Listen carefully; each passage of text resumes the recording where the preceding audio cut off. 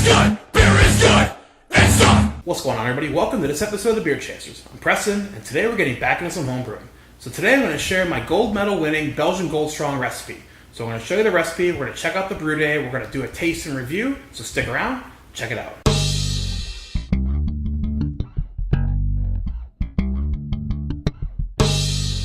Alright, so first things first, let's talk about the recipe for the Belgian Golden Strong. So the thing I love most about the recipes for the Belgian Golden Strong, and Belgians in general, is that they're very simple. They're really straightforward, and they take a very straightforward approach to the brew. In this case, it's no different. The reality is we're just going to be using some Belgian Pilsner, some sugar, some hops and yeast. I mean, that's really it. There's definitely some complexity in the fermentation schedule and kind of trying to get the yeast to do what you want. But as far as recipe formulation goes, it doesn't get much simpler than this unless you're doing like a smash beer of some sorts. So as always, I'm just going to give you the percentages for this recipe. Your equipment setup to be different, your efficiencies are different, your boil-offs are going to be different, your starting volumes are going to be different. So I'm going to let you know we did a 4.5 gallon batch on this. My efficiencies are somewhere around like 64%, maybe even a lower when I do like these big gravity beers. But plug this into your system, the percentages I give you, and it should get you close. I'm going to give you the OG, the FG, the SRM, so hopefully you can plug this in and get something that's a little close. So we'll start talking about the recipe. I use 86% Belgian Pilsner. I think it's real important that you actually use the continental Belgian Pilsner here. It does, in my opinion, have a little more kind of sweetness to it than some of the German or American Pilsner does, and I think that lends itself real well to this style. And again, if you're going for a Belgian style, you want to be authentic where you can, and that's just one variable less I have to worry about is whether I use the right Pilsner or malt. So I recommend doing the Belgian Pilsner. 86%. In my recipe, it ended up being like 12 pounds, for 4.5 gallons. So plug that in, see kind of what that works for you. And that's really it for the mashable grains. It's just that Belgian Pilsner. So we mashed at 147, create a lot of short chain sugars there. Some of the sugar we're going to add to it's also going to kind of help lower the body in that. And that's what the Belgians call digestible. If you ever hear that term that a beer is digestible, it means that it's a little drier, but it still kind of has some sweetness on the flavor. The Belgian beers are generally a little sweet, but still digestible. They're not chewy and thick like your big heavy stouts that have sweetness to them. So we talk about adding some of the sugars, so I'll jump around a little bit here. In this case, I use Simplicity candy sugar. It's a clear candy sugar. I ended up using like a pound of it in my recipe, or one pouch, which ended up being like 7% of my recipe. I also use 3.5% dextrose, which is like 8 ounces in my recipe, and 3.5 ounces of plain table sugar at another 8 ounces. My thought here was that I'm loading this recipe up with a lot of sugar. At that point it's something like 7, somewhere in the range of 14%, 13% sugars. And anytime I kind of get over that 10% mark, I get real nervous about stressing the yeast early in fermentation, because if you give them a ton of simple sugar, they're going to go to town and kind of maybe not get themselves off to the right starting place eating that simple sugar as they would have eating the more complex sugars from the malts and the wort that you give it. So my thought process here was to give them, even though I'm giving them simple sugar, I'm giving them 3 different types. The Simplicity is kind of that inverted sugar. You have dextrose and table sugar, which are dextrose is sucrose, I believe. So even though they're all simple, it was 3 different types kind of broken up. So in my mind, that made sense to me. Another approach you can take is to add that some of that candy sugar, the liquid candy sugar, during fermentation rather during the boil. So let the wort kind of do the work. So let the yeast do the work in the wort to kind of start fermentation and get a nice healthy start, and then add some of that simple sugar kind of 48 hours or so into fermentation once high krausen's kind of begun. You risk a chance of infection there, of course, because you're not sanitized, it's not boiled, so it's kind of that give or take. I've done that on a Belgian Gold Strong before, and I kind of like that. I think with the simple candy sugar, with the golden light candy sugar, it's not as important because there's not a ton of aroma from it as the dark candy sugars, where there's actually some of that plum and raisin sweetness and aroma that you can blow off when you're boiling some of that stuff. So I'd rather put some of those in a fermentation versus, in this case, I put it right in the boil, as long as the other sugar. So I believe we added it somewhere around the 15-minute mark, just enough to make sure it wasn't getting scorched in the kettle. Because again, it's not a dark beer. This should be a light golden beer. You don't want to be scorching sugars and stuff like that. 90-minute boil, again, because you are using Belgian Pilsner malt. You do want to boil real hard. Make sure you're not forming any of that DMS. Pretty much Pilsner malt, for whatever reason, creates DMS if you don't boil it hard enough. So you want to get a nice 90-minute boil on that one. For the hops in this case, we use Styron Golden. I targeted 15 IBUs at a 60-minute edition. I targeted 11 IBUs at a 30-minute edition.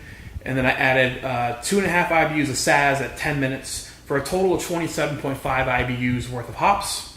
And that's pretty much it. Again, Belgian Pilsner, the candy sugar, there's our hops, and now we're getting down to a cool down time.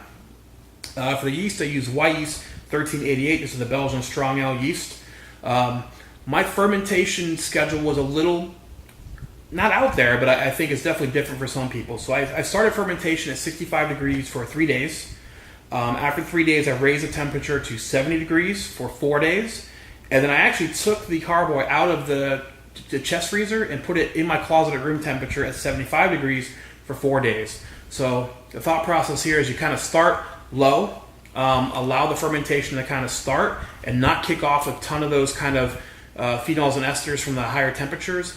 And as the fermentation is going and kind of finishing, you kind of start ramping it up a little bit and you start allowing some of the production of some of those things. But the idea is that most of the sugar is already eaten, so you're not going to be kicking off a ton of them. I think this is a recipe, if you started at 75, would come out so kind of bubblegummy sweet from those phenols and esters that you wouldn't really be in style. So you kind of start low, ramp it up, and like I said, I went to 75 degrees at the end of the 7th day there. So basically, it was like 11 days total fermentation time.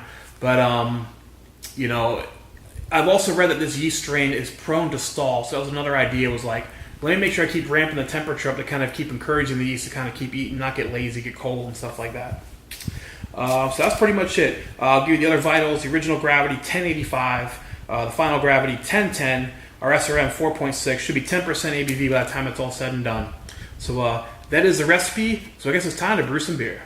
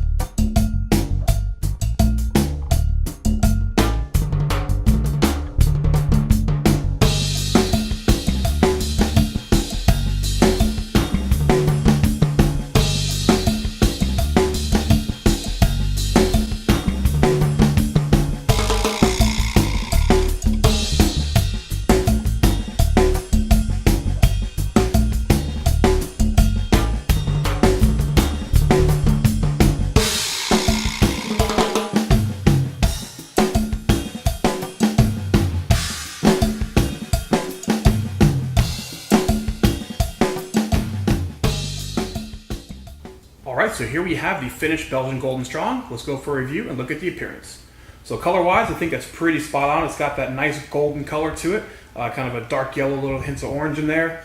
You saw in the pour video, it had a nice fluffy white head. We did carbonate this to 3 volumes of CO2, pretty much as high as our bottles could safely handle.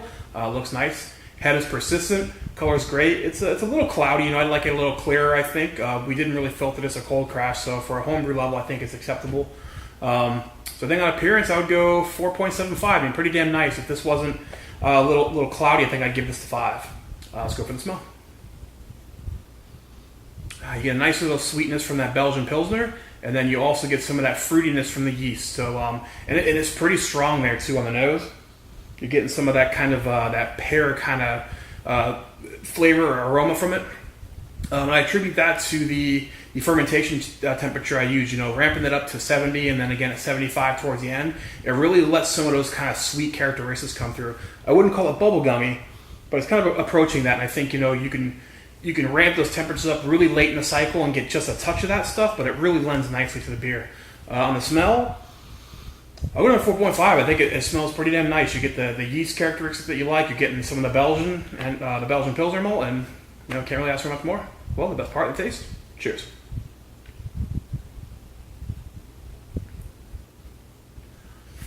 It's nice. The simple beer, gotta love it.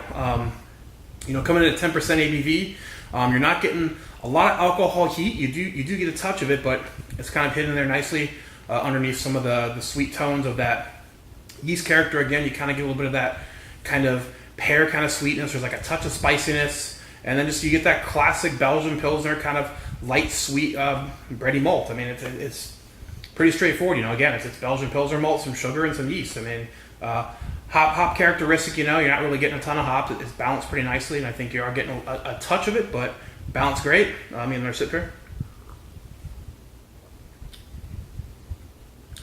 That's nice, and it's pretty light bodied, kind of the style, kind of light to light medium, approaching medium. So pretty digestible, as the Belgians would say.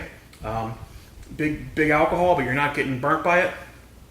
Flavor, again, for me, I'd go 4.5. I mean, I think it's pretty damn good. It's tasty, and I quite enjoy it. Mouthfeel, we just kind of touched on a little bit there. It is kind of light bodied. That's nice. Effervescence is there. Again, we carved this to 3 volumes. Pretty much, I think, nailed style there. So mouthfeel, I'd give it like another 4.5. So overall, I would rate this beer personally a 4.5. And it's not because I just brewed it. As you've seen some of my other homebrew videos, I'm very open and honest. And if I think we missed something or didn't hit style, I'm free to call it out, no problem. In this case, I think we nailed it. So usually we talk in this segment kind of what we do to improve. I mean, there's not much to improve on a 4.5, kind of beer. Again, maybe just filter this and find it a little bit to get a little clearer. The flavor, I don't know what I would do to change it. I think it's pretty close, and I'm leaving a little bit of wiggle room there, just because, very few beers are like 5 out of 5, in my opinion. Those are like really superb beers. And when I say this like blows, Duvel out of the water, it's very comparable. I think if you enjoy Duvel, you'll definitely enjoy this recipe. Pretty straightforward, so pretty happy with that. Again, the tips and tricks for this one is just keep it simple. It's going to be Belgian Pilsner malt, some sugar, and your yeast. And your hops are going to be your classic Steyr Goldings, your Saz kind of hops to just kind of really bitter it. If you're going to add some floral and aroma hops, you kind of add them really late and just a touch of them, just enough to kind of let them know that they're there. Fermentation control is absolutely key for this style, and I think that ramp up is real important. It is for most Belgian styles, really starting low and letting it kind of free rise up to a certain temperature. And this yeast strain, from what I understand, is known to stall, and that was kind of some of my thoughts behind, well, I'm really going to warm this up to make sure it really finishes off. So in this case, it absolutely did. It went all the way through its gravity like it should, and you get some of those nice, kind of sweet, fruity, almost bubblegummy kind of esters from it, the phenols and whatnot. So you're getting everything you expect from this yeast for the style. So again, I'm really happy with this. So I thank you for watching. As always, I'd love to hear your comments on it, kind of what your recipes were, if you have any ideas on how we could potentially improve it, or just, you're looking for other advice, on kind of how to brew this style, feel free to hit us up. We've got Twitter, Facebook, Gmail, YouTube comments, so however you got to get to us, let us know what you think of. We'd love to hear from you. Well, thank you for watching. That's going to wrap up this episode. I'm Preston. This is The Beer Chasers. We'll see you later. Beer is good. Beer is good.